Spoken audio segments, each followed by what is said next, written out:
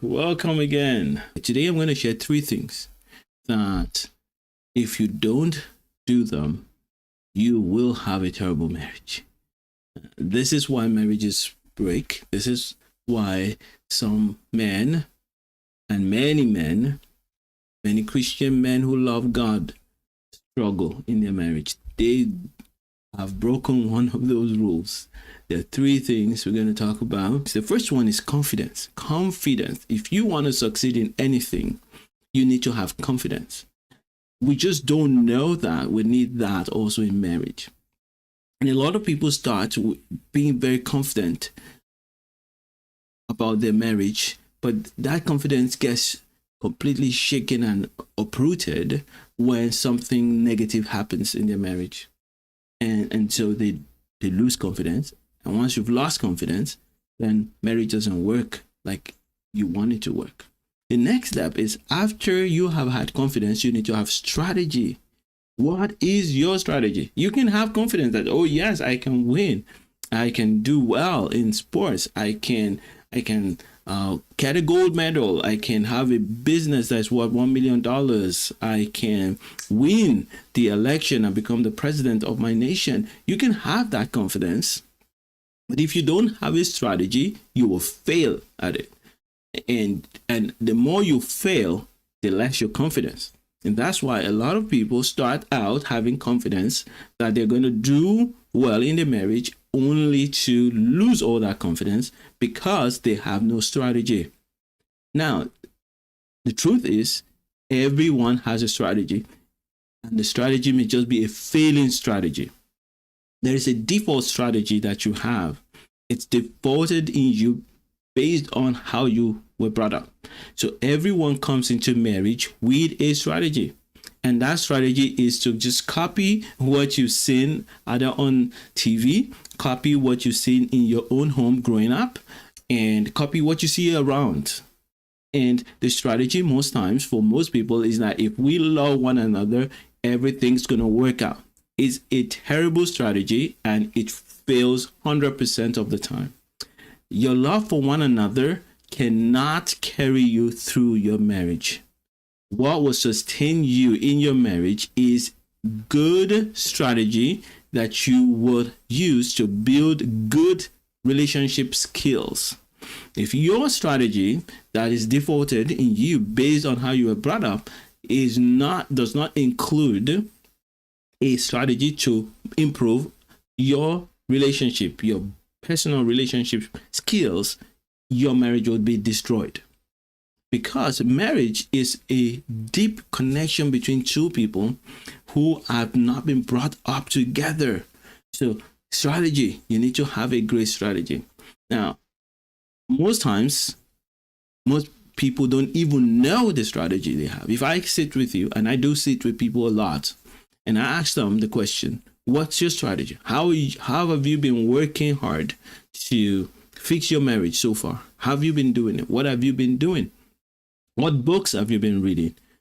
Most people answer, I've just watched a few videos, and I have complained, and we have sat down with a counselor 1 or 2 times. That's not a good strategy. It is a strategy, but it's not a good one. So you must have confidence in God and in yourself. Secondly, you must have a good strategy. This strategy must include a few things.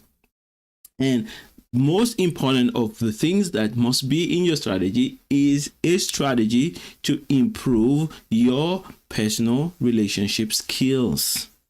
Another part of that strategy is a strategy to improve your communication and conflict resolution skills. And a third part of that strategy is a strategy to improve your friendship with your spouse. And finally, your ability to improve your connection with God, because He is the one that started this whole business. So if your strategy is not a good strategy, your marriage is going to crash. So you have confidence, you have strategy, and the last portion of it is consistency. So even if you have confidence, and you have a working strategy, a strategy that works, has a beginning and an end, and you can see yourself moving through the process, but you're not working consistently on that strategy, you will still have the potential to crash your marriage. Now, the beautiful thing is that you're not alone in this marriage. And so if you don't have a strategy and your wife has a strategy, you're blessed, you're lucky, you can have a good marriage because her strategy will involve you and help you. And so most of the times when I'm sharing here, I'm always working on helping you have a winning strategy. If you listen to my podcast or you watch my videos, what you will notice is that I'm always sharing about how to have this winning strategy. But the strategy is not enough. You gotta mix that with confidence and consistency. If you don't have consistency, strategy becomes almost useless.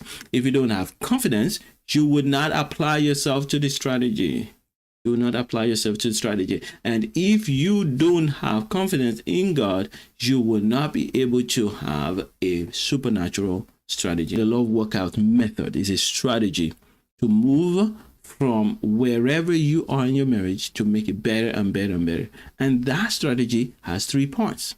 The first part is your connection with yourself. What are all the negatives that you carried from your upbringing? And that's part of what I was sharing with you earlier on, that whenever we have been hurt over time because we didn't experience God's love, our hearts become hardened to the point where when we now come in contact with another person, we're not able to love them the way God designed, the way we also feel we should be loved, and we understand love.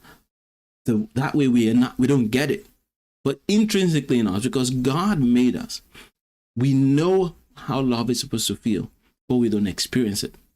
And so we bring all this pain and hurt into our marriages and we struggle. So in the love workout method, the strategy is to allow God's love to first pour into your heart, heal every hurt, and then you allow that same love to draw you closer to God so that you can tap into the unlimited access, unlimited reservoir of God's love.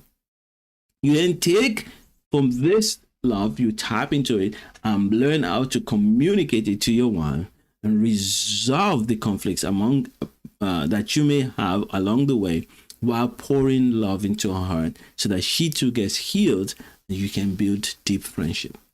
So this is the strategy that I have discovered and distilled after reading many books and also reading secular books on how to repair marriages.